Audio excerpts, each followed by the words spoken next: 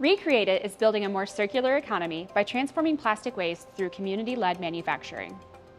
My name is Samantha Snabs, and I'm a co-founder and catalyst at Re3D. We are honored to bring together an international team of researchers, manufacturers, and community leaders to form ReCreateIt, a net zero manufacturing lab that enables low-income homeowners to design sustainable home goods 3D printed from recycled plastic. Austin Habitat for Humanity Restores. It's a discount home improvement store that takes unwanted items. So the restores are a revenue generating stream for Austin Habitat for Humanity. So ultimately we're taking the revenue generated within the restores and funneling it into affordable housing throughout the Austin community. We get generous donations from all over the city. Even so, there is some things that is an expense to us that does go to the landfill, and in that case, it's usually a mass of plastic waste. We have adapted Gigabot, our large format industrial 3D printer, to print directly from pelletized and granulated plastics. Gigabot X was developed to enable communities to 3D print with waste plastic in order to solve problems, keep waste out of the environment, and to create jobs. We've done surveys in partnership with our UT Austin team. We actually were surprised to see that a lot of our customers are already 3D printing in their own homes. So to bring in the idea of diverting plastic waste and presenting them with the opportunity to generate custom products here in our stores, everybody's very excited by it. Here at UT Austin and Dr. C. Prasad's group, we've been researching human-centered design for a long time. So for this project, we've developed an interactive design tool that is trained with deep learning that can enable pretty much anyone, and even those who are less familiar with technology, design their own home goods that can eventually be 3D printed and put in their home.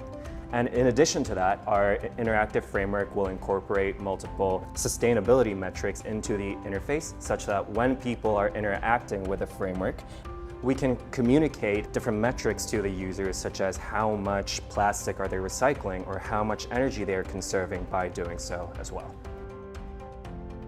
This project is being conducted in Western Sydney University 3D Printing Hub, Advanced Manufacturing Precinct.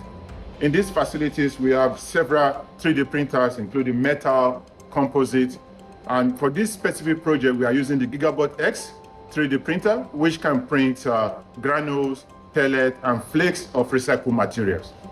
One of the challenges with using recycled plastic is possible degradation of the material and different properties and contaminants that might make it challenging to 3D print with it.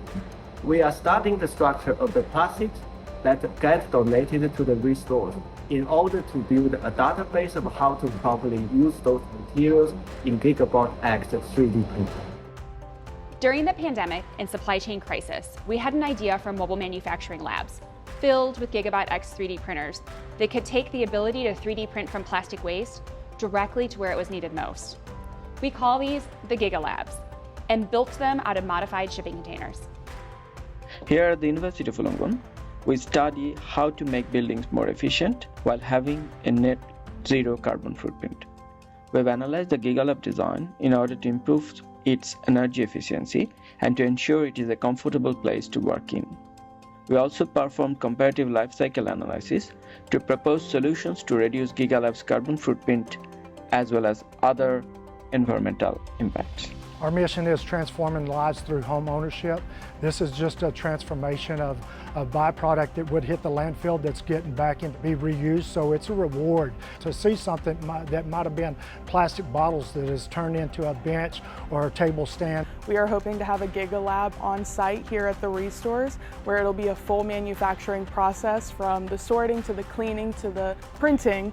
But the NSF Convergence Project is allowing us to come in and have access to these technologies and share them with the community and help generate those skills within communities that otherwise would never even interface with them.